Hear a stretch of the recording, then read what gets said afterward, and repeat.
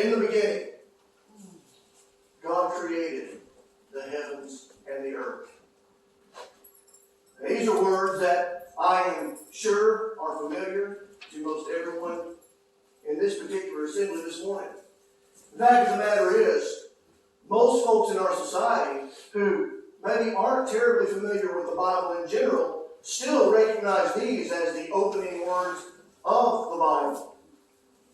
The beginning of the creation account that is contained in Genesis chapter 1. It is an account that begins with a very fundamental assumption.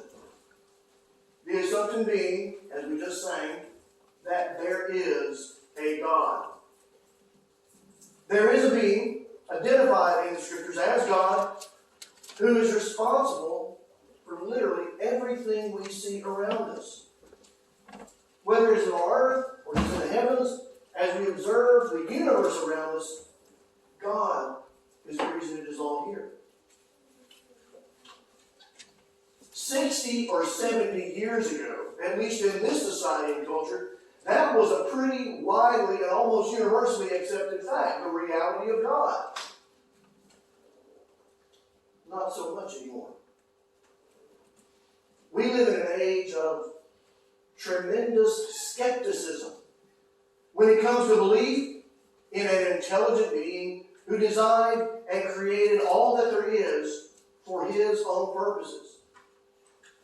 The number of people who are willing to acknowledge and declare that they do not believe in such a being, it just seems to be growing all the time.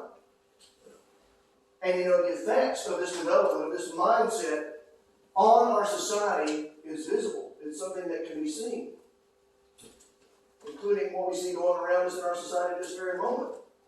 I believe it's a direct function of this. People are not believing in God or not living with a God consciousness. Given the fact that more and more people are questioning the existence and even denying the existence of God, I'm not terribly surprised to see what is going on in our society around us. Because the question of whether or not there is a God, how each individual answers that question, is of utmost importance. Whether people generally recognize that fact or not, it is of utmost importance. How we answer that question in our minds as individuals has a real bearing on how we conduct ourselves, how we treat others. In the last few weeks, there's been a lot of talk about defunding the police. Not really sure what all that would entail, not really sure what the significance of that statement is. But I thought about that as I was putting these thoughts together recently. And I got to thinking about what would it mean to my personal behavior if one day there just were no more police or any type of law enforcement in our society. What if there was just nobody with the authority to enforce the law upon me? How would my behavior be affected? I'll tell you what I like to think. I like to think my behavior would not be affected at all. Because I believe, regardless of whatever human authority is out there, there is a God to whom I must answer, to whom I must give an account, even if no earthly authority will ever call me into account for my actions. That God tells me, by the way, in Romans chapter 13, that I should live in subjection to the governing authorities and their laws, yes, out of a fear of wrath, but you know what else it says in that passage? In verse 5, for conscience sake as well. Because it is the right thing to do. God says it's the right thing to do. But if I don't believe there is a God, an authority even higher than any human authority, why should I abstain from anything that my flesh might desire, as long as I can get away with it? Now, I believe that's a logical conclusion, and I think it's one that we see being played out in our society all the time by many individuals. People are willing to do things because they don't believe there is a God to whom they must answer, or at least, as I noted, they don't live with the consciousness of Him. We see this logic played out on a larger scale as well, above just the individual level. We know that there are parts of the world, there are nations in which we have brothers and sisters living that suffer tremendous oppression because of the governing authority of those nations. They suffer at the hands of these regimes because those in authority don't believe there is any authority higher than themselves. They don't recognize or acknowledge that there is a God who has even expectations for those who occupy positions of authority. They don't acknowledge that they will answer to him as well. And so I hope we can see that the question of whether there is a God and how we answer is a fundamentally important question in life. Yes, we know it is fundamentally important to the next life. We know that. I'm saying it's important in this life as well. It's important in life on earth. And as acknowledgement of God becomes more and more rare in a society, any society, a veil of darkness begins to drop over that society. There is a God. We can't talk about that too much. As fundamental and as basic as I know that seems to many of us here, we can't talk about that too much. We can't emphasize it too much, either to each other or to our friends and associates that we come into contact with. Some of the long-timers here will remember that several years ago, we talked for several weeks about scientific evidence for God. Largely, we talked about scientific evidence that refutes the notion that everything could have happened naturally, which by default means it must have been designed and created. You know, I still, on a daily basis almost, think about one of the quotations that I found when I was researching that series of lessons from a man by the name of Henry Morris. Henry Morris was a PhD in civil engineering. He actually headed up the civil engineering department at Virginia Tech for many years. But he was quoted as saying once, "The main reason most educated people believe in evolution is simply because they have been told that most educated people believe in evolution." I think there's a lot of truth to that. It kind of made me think of something a politician said once about his opponents. He said, so much of what they know is not true. And that certainly is the case where so many are concerned who deny the existence of God. What I want to talk about for a few minutes this morning, I just realized I don't have my clicker up here. What I want to talk about for a few minutes this morning are certain arguments that are made against the idea of the existence of God. Excuse me for just a moment. I want to talk about a few arguments that are made against the idea that there is a God. Three fairly common arguments that we might hear from time to time that are made against the existence of God. And I want to talk a little bit about why they really don't hold nearly as much water as a lot of people think they do. So, whereas previously we talked about this maybe from the angle of science, here we're going to talk about this more from the angle of human logic. How people have reasoned their way into believing that there is not a God. And I just want to give you 3 ways in which people have done this and talk about each other for just a moment. There's one that says that God does not exist simply because he cannot be detected with the senses. He is not seen. Now, how do we detect things with our senses? We see it, we hear it, we touch it, we taste it, we smell it. God does not experience it that way. I think we all recognize that. And by the way, and this is something I want to talk about in a moment, the Bible acknowledges that. The Bible nowhere claims that you're going to see God in the way people want to see him. The Bible never says or promises that. Now, once, for a brief time, as many of us are aware, God took on flesh. Remember that? Now, God did do that for a brief time, and as John says in 1 John, the first epistle of John, chapter 1 and verse 1, during that period of time, he was heard, he was looked upon, he was handled. They did experience him with their senses there, but no one in the nearly 2,000 years since that time has experienced God in this way. You can't experience God in that way. You know why? Because God is not material. God is spirit. Remember somebody saying that once? Jesus himself in John chapter 4 verse 24 said, God is a spirit. He cannot be seen with the eyes of flesh. The Bible, as I said, acknowledges this in more than one place. This time in the Gospel of John, chapter 1 and verse 18, we are told there that no one has seen God at any time. We're talking about God the Father, I believe. No man has seen God as he truly is. Now, we can read about prophets like Isiah or Ezekiel or even John seeing a manifestation of God. But I don't believe, according to what John says here, that anyone has seen God as he truly is in full glory. Similarly, in Colossians chapter 1 and verse 15, Paul describes God there as the invisible God.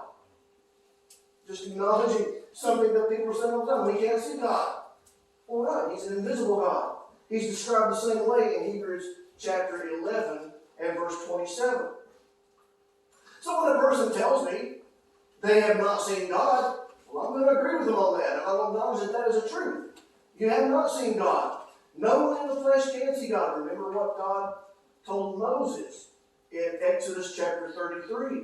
No man can see me and live.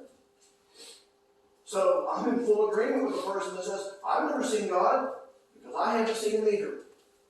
What I disagree with is when a person tries to deduce from that fact that God is not seen, that he does not exist.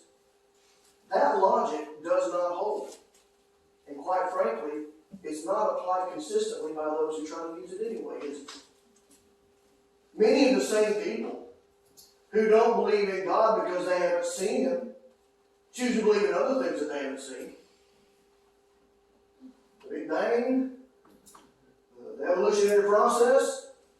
There are a lot of people that believe those things and never seen them. I know they haven't seen them. You know why? Nobody has seen those things. No one ever saw an explosion that caused everything in the universe to fall into place. No one has ever seen one kind of creature change into another kind of creature. No one's seen that, but people believe it. So people are selective about how they apply this logic regarding what they have not seen. The fact is, there are things that exist that cannot be seen. Things that, as far as I know, most people would agree exist. And we will agree they exist even though they can't be seen because we can see their impact. We can see the effect they have on the world and in all creation. And this is the case where God is concerned, I believe. God's impact is seen all around us. Remember how Paul referred to this fact in Romans chapter 1. In Romans 1, Paul was talking about certain people there that, we'll use Paul's word, suppress the truth in unrighteousness. And what he says about them in verse 20 of that text is, for since the creation of the world, his invisible attributes are clearly seen, being understood by the things that are made, even his eternal power and Godhead, so that they are without excuse. Paul nowhere in this verse says that you see God himself. But this verse is screaming, you see God's impact all around us. You see the effect of God's work all around us. The impact of God and the effect of his existence and his activity is seen everywhere you look. Now, I realize that people that believe in these naturalistic explanations for everything around us, they say that what we're seeing is the impact and effect of these natural happenstance occurrences. And we've talked about that before. That doesn't hold up under scrutiny. And again, this is where I'll just throw just a little bit of what we talked about previously. But for example, it's been determined that the time required in order for a single DNA strand to form by happenstance, the number of years involved is 10, followed by 147 zeros. Do you know how long the naturalists say the universe has been around? At best, 15 followed by 9 zeros. Not nearly enough time has passed, even by their own calculations, for the things to happen that they say have happened. Now, the impact and the effects that we see right here are the impact and the effects of God, not any natural processes. The designer and the creator of the universe and all life in it cannot be seen. That is true. But there is simply no reasonable alternative explanation for all that we do see, apart from his reality. So no, you can't see God. That does not mean he's not there. Another argument that is made against the reality of God has to do with his abilities, really. And the things that the scriptures say that he has done. Speaking and bringing an entire universe into existence. Causing great bodies of water to simply split apart, to use the psalmist words, with the blast of his nostrils. Reviving people who died. Causing the movement of heavenly bodies to stop. When you're talking about things like this, you're talking about things that simply cannot be done. And there are a lot of people who genuinely believe that because the Bible speaks of such things actually taking place, it clearly cannot be right about such things. It clearly cannot be accurate about God doing these things because these things cannot be done. But that statement begs the question. Cannot be done by whom? I mean, obviously there are things that can't be done by man. We've noted this before. That's a common mistake that men make, though. It's a common mistake on the part of humans to think that if man can't do it, then it can't be done. But it's the God who is revealed in the pages of Scripture that I'm seeking to defend this morning. And one thing you've got to remember about what is revealed about this God is that He is not limited by our inabilities. Just because man cannot do something does not mean that it cannot be done. At the outset of this study, I quoted the first verse of the Bible. The first verse of the Bible. The opening words of the Bible. You know, there are, how many words are in the Bible? Does anybody know? It's a bunch. At least 150, right? There are thousands upon thousands of words written in the Bible. But they all begin with this. In the beginning, God created the heavens and the earth. I believe there is a reason that God chose to start His book, His written revelation to man, with these words. I believe there's a reason He opened with a creation account, including noting how it is that He created. He put these things at the beginning of the book, I believe, so that we would know from the get-go He is not like us. God is introducing Himself in these opening words of the Bible. He's letting us know He is there. He's letting us know who He is and what He is like. Now you look at the pagan gods that men have created down through the ages, and they were generally just larger versions of humanity. They were subject to the same temptations and sins as we are. But at the beginning of His book, God lets us know this is not the case where He is concerned. And as you read the rest of this book, it should be with the mindset that this is the God that this book is talking about. The God who made everything. He is a higher being than us. If you want to look at it as a higher form of life, okay, whatever. But He is. I again think of those words of Isaiah in Isaiah 55, one of my many favorite verses of the Bible, where God tells us there that His ways and His thoughts are higher than our own. The Creator of humanity is not human. He is not subject to human limitations. And men make a terrible mistake when they draw conclusions about God based solely on what they know about man. This was a mistake made by the people of the city of Athens in Acts chapter 17. You may recall in Acts 17, Paul was in the city of Athens in Greece. He met with the Areopagus, and they listened to him for a while. But you know, there came a point in Paul's message to these people when it says that some stopped listening, and the meeting started to dissolve. And it's down around we'll start in verse 30. Paul says, "Truly these times of ignorance God overlooked, but now commands all men everywhere to repent, because He has appointed a day on which He will judge the world in righteousness by the man whom He has ordained. He has given assurance of this to all by raising Him from the dead." Now, I'll stop there for a minute. This is where the meeting started to dissolve. Look what it said next in verse 32. "And when they heard of the resurrection of the dead, some mocked. All others said, 'We will hear you again on this matter.'" Paul started talking about something that the people of Athens knew cannot take place. Resurrection of the dead, come on. Men can't be brought back from the dead, can they? Well, I'll cut them a little bit of slack. They were pagans. They didn't know the God that Paul spoke of prior to this day. Much like Festus in Acts chapter 26. Remember that? Over in Acts 26, Paul was presenting his defense to Agrippa. Now, Agrippa was familiar with the God of the Jews. Festus was not.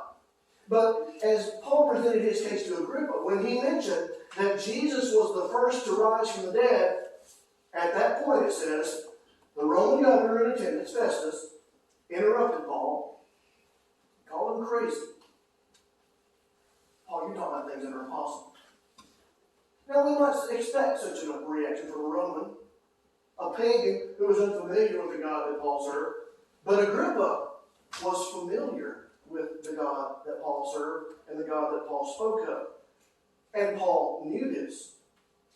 And I believe that is why, if you back up earlier in Paul's defense, in verse 8 of this chapter, Paul looked at Agrippa and said to him, "Why should it be thought incredible by you that God raises the dead?" he addresses that to Agrippa. And I think the point is, you know the God I'm talking about, Agrippa. You know that he can do this. It shouldn't be incredible to you that he can do this. Now, yeah, it would be unreasonable and incredible to think that Paul would be able to do the things that God has done. But there's nothing unreasonable to think that the God who is introduced to us again on page 1 as the God who created all things simply by speaking, there is nothing unreasonable about believing that he can do anything. The God of the Bible, the God that I serve, is a God who can do things that I can't do. If not, why would I serve him? Why would he be a God? We believe that he did create all that we see, based on facts such as we looked at in our first point. And believing that, we believe that, as Jesus said in Matthew chapter 19 and verse 26, with God, all things are possible. And he wasn't the first person to say something like that. You remember back in Genesis? An 89-year-old woman was told she was going to have a baby and she laughed. Well, remember the question was asked of her, is anything too difficult for God? No. The Bible doesn't speak of anything that can't be done. It speaks of things that can't be done by man. But God can do anything. The God of the Bible, the God that I'm speaking of this morning. And perhaps, ironically, it is our belief in a God who can do anything that gives rise to the third argument against God that I want to deal with this morning. There are those who say that we hear this one a lot. I remember we heard it a lot after the 9/11 attack, and we continue to hear it a lot even up to this very day. There are those who say that if God can do anything, then why do bad things happen? If there is a God who is good, and he can do anything, then why doesn't he stop all the bad? Why does he allow things to happen when he could stop them? We see oppression. We see sickness. We see crime and all manner of wrongs being committed all around us. Sometimes these things happen to us in a very personal way. Tommy and I, we've been robbed twice. We lost a sister-in-law shortly after she gave birth several years ago. We know sickness. We know things like that. You do too. You've experienced some of these things. And even if you haven't, you know people who have. We know that bad things happen in this world. And so many see things like this happening in the world, and they think, and they declare that surely if there was a God, he would stop such things. If he could stop such things, if there was a God who could stop such things, he would stop them. That begs a question. How do you know he would stop them? You know what the answer is for most people, I imagine. How do you know he would stop them? He would stop them because I would if I was in his place. That's what this argument boils down to, really. God doesn't run things the way I would run them if I were in charge. I refuse to believe that there is a God who rules over all because he doesn't rule over all the way that I would rule over all. I hope we all realize God does have a plan for dealing with all the terrible things that we see going on in the world.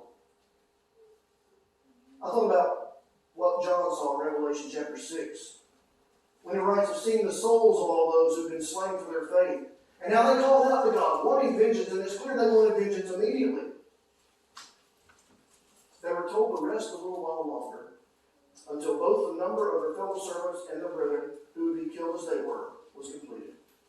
You know what they were told? Hold on, there's going to be some more that are going to be killed for the same reason you were.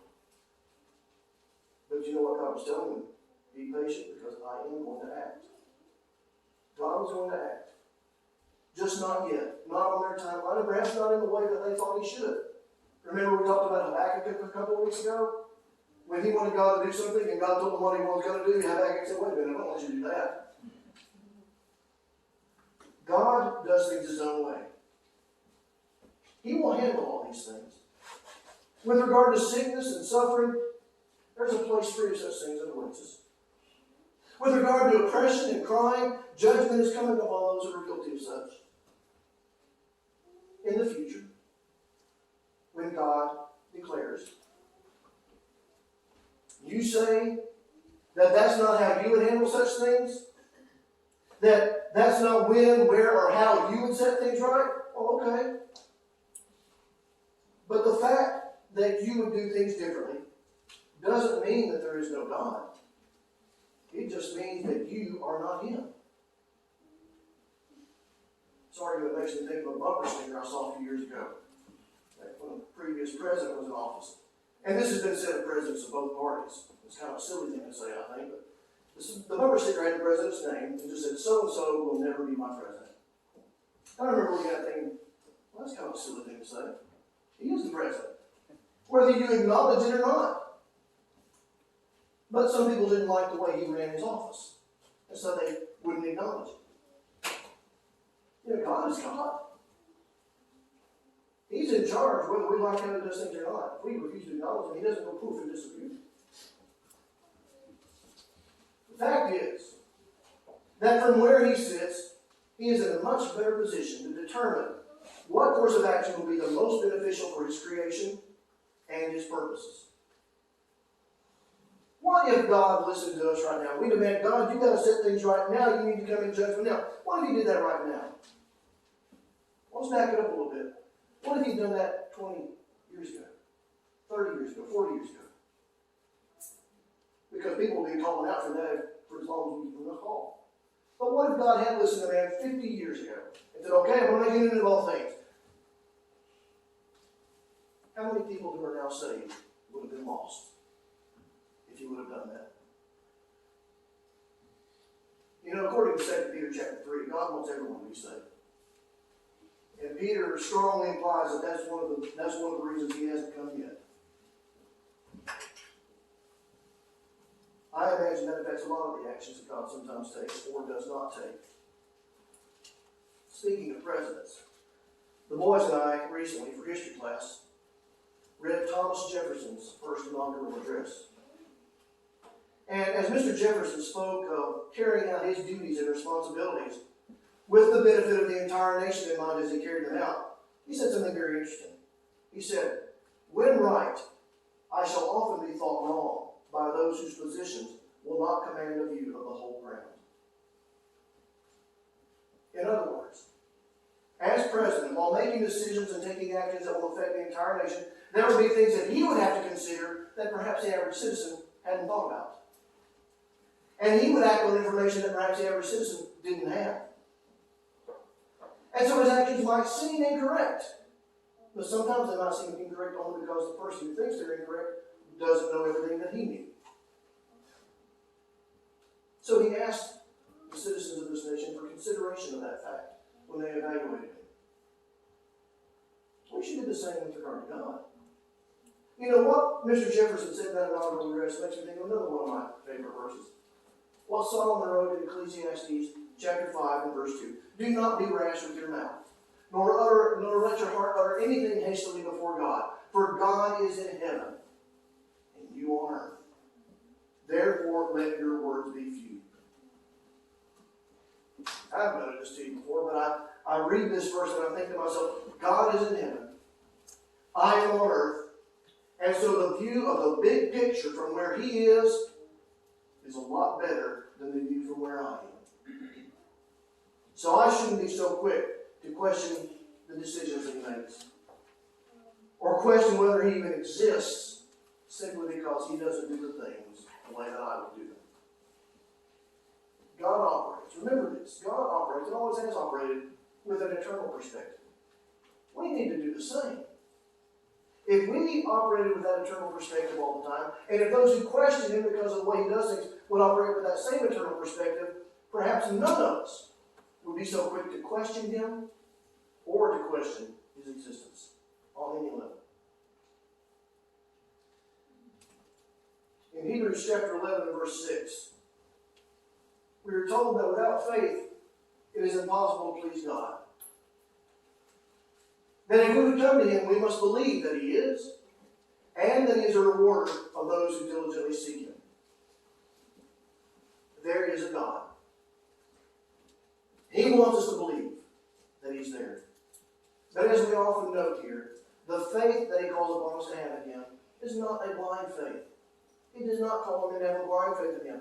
It is a perfectly reasonable and logical faith given things, given facts that anyone can be aware of. To argue against God from human logic, quite frankly, is illogical. There is a God. He is alive. In Him we live and we survive.